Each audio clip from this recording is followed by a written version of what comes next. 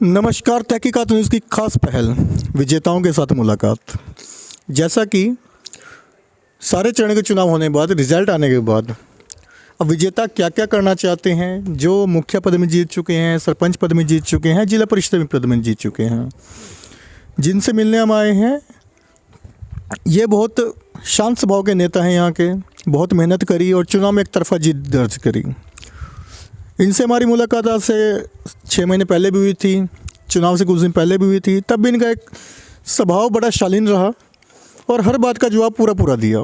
तो आज इनसे मिल के जानने की कोशिश करेंगे कि पहले तो कितनी वोट से जीत रही और जीतने के बाद, क्योंकि अब जीत तो दर्ज हो चुकी है, शपथ ग्रहण जब होगा। पिछले 2 महीने में बहुत मेहनत करी है और बहुत सारे काम देखे होंगे जो करने लायक हैं। तो आइए मुलाकात करते हैं मुखिया सुनील चौधरी जी के साथ। नमस्कार मुखिया जी। धन्यवाद। तो मुखिया जी, पहले तो आपको जीत की बहुत बहुत मुबारकबाद हो। चलिए, आपको भी बस शुभकामना, बधाई। कितने वोट से जीत रही है अपनी? 240 वोट से। और उम्मीदवार तो बहुत सारे थे, 240 वोट से जीतना बहुत बड़ी जीत हुई आपके लिए यहाँ पर। हाँ, 11 उम्मीदवार थे हमारे। 11 उम्मीदवार में से 240 वोट से आप जीते हैं। पिछले 2 महीने से आप लोग मेहनत कर रहे होंगे, कर तो बहुत टाइम से रहे होंगे, परंतु 2 महीने से मेहनत कुछ ज़्यादा करी होगी। घर घर गए हैं, हर गली देखी है, तो क्या क्या दिक्कतें देखी हैं जो अभी करने लायक हैं? हम पूरे पंचायत में प्रत्येक मोहल्ला में शायद ही कोई घर छूटा होगा जिस घर को हमने टच नहीं किया हो। तो हमने देखा कि जो बहुत निहायत ही गरीब व्यक्ति है, जिसके ऊपर छत नहीं है, बारिश में शायद पानी उसको टपकता होगा, वैसे लोगों को जो है प्रधानमंत्री आवास अभी तक नहीं मिला।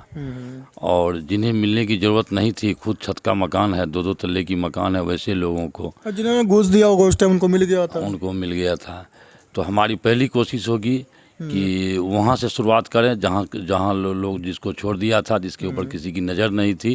तो हमने घूमने के दरमियान मैंने कई लोगों को देखा है। तो हमारी पहली प्राथमिकता होगी कि वैसे लोगों से मिलके और वैसे लोगों के साथ काम करें। जैसे कि कल हमारे आवास सहायक आए हुए थे हमसे मिलने के लिए, उनको मैंने कहा है कि भाई पहले हमको जो देखे हैं मेरे साथ चलो, तो पहले घूम के देख लो, उसके बाद वैसे लोगों को ही दिया जाएगा जो उसके ज़रूरतमंद है, जिसको ज़रूरत है। और सड़कें और नालियों के बारे में क्या कहेंगे आप?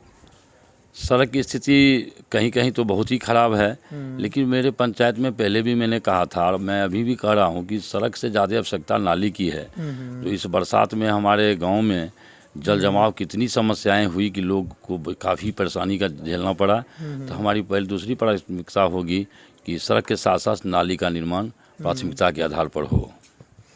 तो सुनील जी, सबसे बड़ी समस्या अभी क्या है कि आपके पंचायत में जब हम सुबह घूमते हैं तो देखते हैं कि सुबह शाम लोग खेतों में या फिर ये पीछे जो रेलवे लाइन जा रही है यहाँ पे शौचालय के लिए जाते हैं। क्या ये आपके पंचायत में शौचालय का बंटवारा नहीं हुआ था? लोगों को शौचालय नहीं मिल पाया?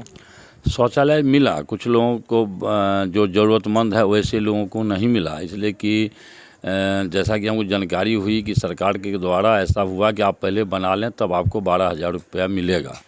लेकिन कुछ गरीब गुरबा लोग हैं जिनके पास पैसा ही नहीं था जो बना पाते, तो नहीं बना पाए, तो पैसा भी उनको नहीं मिला। तो हमारी प्राथमिकता होगी कि ब्लॉक स्तर से इसको बात करके जो कि उसको बना के ही दे दिया जाए। तो इस पर काम करने की ज़रूरत है, क्योंकि गंदगी बहुत ज़्यादा है सड़क पर में। तो स्ट्रीट लाइट लगाया जाएगा। पिछले स्ट्रीट लाइट तो मुझे आपका जो हमने देखा था कि उस टाइम 10 से पता नहीं 12 लाख का स्ट्रीट लाइट दिखा रहे हैं, पर अगर जब हम आपके पंचायत में घूमते हैं तो स्ट्रीट लाइट हमें कहीं नज़र ही नहीं आ रहे हैं अभी। हाँ, मुझे भी जानकारी मिली कि पिछले 2020 वर्ष में 2021 में 10 से 12 लाख रुपए की स्ट्रीट लाइट लगी है, लेकिन कहाँ लगा हम भी नहीं देखा है। अब इसकी जाँच भी करेंगे आप? निश्चित रूप से उसकी जाँच करेंगे कि कहाँ लगा या नहीं लगा, लगा तो कहाँ लगा और नहीं लगा तो क्यों नहीं लगा, इसकी जाँच जरूर करवाएंगे। कुछ कुओं का निर्माण, कुछ तालाब की सफाई और सोख्तों का निर्माण, इन पे बहुत सारे पैसे लग चुके हैं, लाखों रुपए दिखा रहे हैं कि लग चुके हैं, परंतु हकीकत तो कुछ और आ रही है यहाँ पर। हमको अभी तक जो पंचायत में घूमे तो देखे कि एक कुआं का जीर्णोद्धार हमने देखा है और बाकी कहीं कुछ नहीं देखे।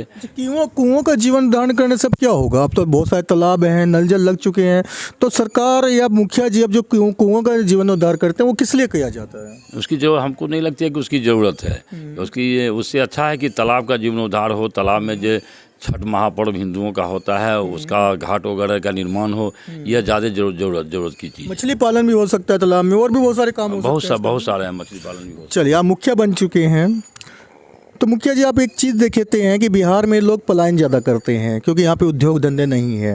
सरकार के द्वारा बहुत सारी स्कीम चलाई जाती है, जो स्कीमें कुछ हद तक गांव तक लागू होती है, परंतु कुछ मेक इन इंडिया की स्कीम है जिसमें आपको 10 लाख तक का लोन देती है सरकार, जिसमें 30% सब्सिडी भी है, जिसमें एक गरीब आदमी छोटा मोटा कोई कुटीर उद्योग लगा सकता है। क्या इस पर आपका विशेष ध्यान रहेगा इस बार? निश्चित रूप से कुछ रोजगार गरीबों को मनरेगा के द्वारा दिया जा सकता है, तो हमारी कोशिश होगी कि जो गरीब लोगों को मनरेगा तो चल ही रहा है, मनरेगा तो पिछले 5 साल में भी चला होगा। मैं कह रहा हूँ छोटे उद्योग जो आप मधुमक्खी पालन कर सकते हैं, किसी को दूध की डेयरी के लिए लोन हो सकता है, कुछ ऐसे मतलब प्रोग्राम आप लोग रखेंगे? हाँ, निश्चित रूप से ऐसे लोगों जो कि इच्छुक होंगे कि हम मधुमक्खी पालन करें, अगर ढेर सारी काम में है जिसमें कि लोन वगैरह देने की बात होगी, तो हम निश्चित रूप से बैंक जाएंगे, वैसे लोग जरूरतमंद लोगों को उनको कुछ गाइडलाइन के लिए किसी को बुला भी सकते हैं, किसी समझाने के लिए कुछ ऐसा? निश्चित रूप से बैंक में बात करेंगे, उसके वरिष्ठ पदाधिकारी को बुला करके लोगों से बात कराएंगे। इच्छुक लोग यदि चाहेंगे तो कोशिश करेंगे कि वो काम करें, उसमें जहाँ तक सहयोग होगा मैं सहयोग करूँगा। स्कूलों की स्थिति आपके पंचायत में पिछले 5 साल में जो रही वो अच्छी नहीं रही, ना तो मिट्टीकरण हुआ है, ना उनकी चारदीवारी ढंग से बनी है, ना ही गेट उस स्थिति में है कि वहाँ पे किसी को जानवर जाने से रोका जा सकता है। तो स्कूलों पर आप कैसे ध्यान करेंगे? स्कूल की स्थिति काफ़ी ख़राब है। कुछ स्कूल की स्थिति तो ऐसी है कि कब उसका छत गिर जाए, कब एक्सीडेंट हो जाए।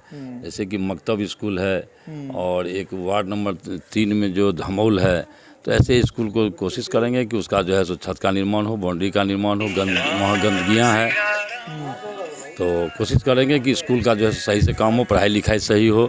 मास्टर लोगों से भी बात करके, जो सब तो गांव के बच्चे हैं, और समय पर आवें, समय पर बच्चे को पढ़ाई लिखाई करें, ये हमारी कोशिश होगी।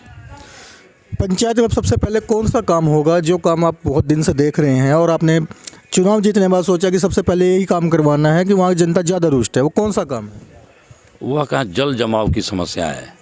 तो मेरी पहली प्राथमिकता होगी, तो अभी तो जितने भी मुखिया बने, जो मैं पिछले कितना दिन से कहते आ रहा हूँ, वो घर से संचालन किए, तो पहले तो उसका ऑफिस का स्वरूप दें, ये मेरी पहली प्राथमिकता। ऑफिस बनाया आपने कहीं? बनाया नहीं है, बनाने में तो समय लगेगा, लेकिन उसका किराए पर हो या जहीं हो, गांव के बीच में कोशिश हमारी होगी। कहीं जगह देखिए जो आपके लिए ऑफिस के लिए पर्याप्त है? जी हाँ, मैं जगह देख रहा हूँ, क्योंकि मैंने वादा लोगों से किया था कि 1 महीने के अंदर हम ऑफिस का व्यवस्था करेंगे। तो ऑफिस की व्यवस्था के बाद सबसे पहले जल जमाव की समस्या को दूर करने का प्रयास करेंगे। आप अपनी पंचायत की जनता को हमारे चैनल के माध्यम से कोई संदेश देना चाहते हैं? हाँ, हम अपने पंचायत वासियों, मतदाता मालिक से यह धन्यवाद देते हैं कि मेरे जैसे आदमी पर उन्होंने विश्वास किया और जिस विश्वास के साथ हमें मत दे के जिताने का प्रयास किए।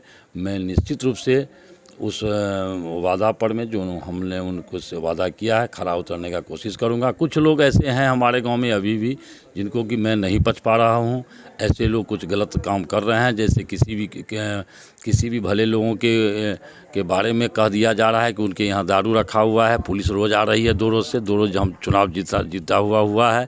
कुछ अच्छे प्रतिष्ठित लोगों को लोग बदनाम करने की कोशिश कर रहे हैं। उसके लिए मैंने आज डीएम साहब के पास जाना चाहते थे, लेकिन सीएम साहब आने वाले हैं मधुबनी, इसलिए नहीं जा पाया। मैं कल जाके सारी बातें डीएम साहब के पास रखूँगा और यह जो कुछ लोग गलत लोग हैं, प्रयास करेंगे कि वो काम रुके और अमन चैन बहाल हो। अमन चैन बहाली के लिए मुझे जो भी करना होगा मैं करूँगा। बहुत बहुत धन्यवाद। जैसा कि सुनील चौधरी जी, जैसे नाम से चौधरी है वैसे भी ये चौधरी हैं, क्योंकि चुनाव जीत चुके हैं इस बार। बहुत अच्छी बातें कही और सबसे बड़ी बात इंदिरा आवास योजना है, प्रधानमंत्री आवास योजना कह सकते हैं आप। बड़ी लुटमारी है पूरे बिहार में। इस बार बहुत सारे उम्मीदवार जो जीते हैं वो शायद इस बार संकल्प करके जीते हैं कि ना तो इंदिरा आवास योजना में ना ही टॉयलेट योजना में कोई घूस लेनी है। अब कितनी ईमानदारी से काम करेंगे ये तो इनके अगले 5 साल बताएंगे। तो आप सुनील जी पे विश्वास बनाकर रखें। आपके नए मुखिया बने हैं, इनको काम करने में सहयोग करें और झूठी अफवाहों से दूर रहें और जुड़े रहे हमारे न्यूज़ तहकीकात के साथ।